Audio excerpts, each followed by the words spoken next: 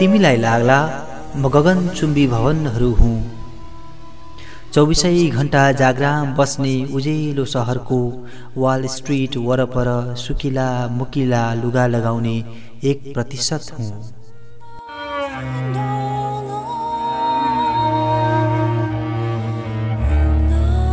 तिमी सोचौली म टाइम स्क्वायरको रसरङ्गमा डुबुल्की मार्ने ब्रडवेको स्टार हुँ, सेन्ट्रल पार्कमा स्वतन्त्रताको चुम्बनमा लीन हुँदै Brooklyn bridge, Empire State building र लेडी लिबर्टी घुम्ने फिरन्ते, वा स्याक्स, बर्गडोर्फ गुडम्यान वा ब्लुमिङडेलमा किनमेल गर्ने सेक्स इन द सिटीका सेता पात्रहरू हुँ।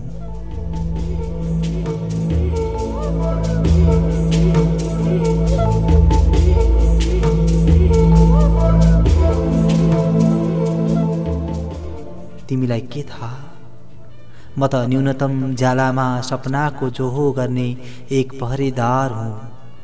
महँगा महँगा रेस्टुरेन्टका व्यञ्जनहरूको बास्ना सुँग्दै टेबुल टेबुलमा सेवा दिने बटलर हुँ।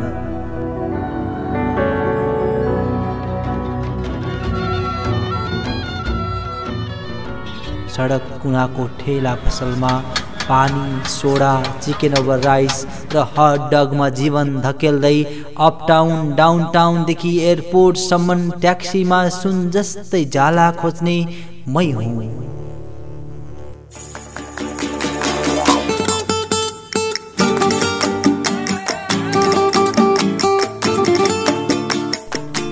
हसिला रसिला देखिने न्युयोर्कका सुन्दरीहरूको श्रृङ्गार हुँ।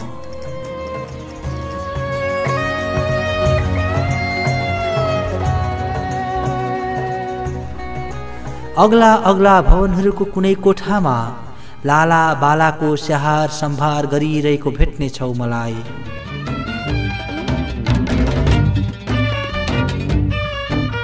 तिमीले सुने पढेको घरेलु कामदार माथिको यौन शोषणको समाचारको पीडक पात्र, वा रङ्गको आधारमा ओम लेखेको झोलामा खान तलासी गर्दै शङ्कास्पद नजरले हेर्ने र कहिले go back to your country mother फरर भन्दै आँखा अगाडि बन्दुक तेर्साउँदै ग्रोसरी स्टोरमा रगताम्य हुने मै हुँ।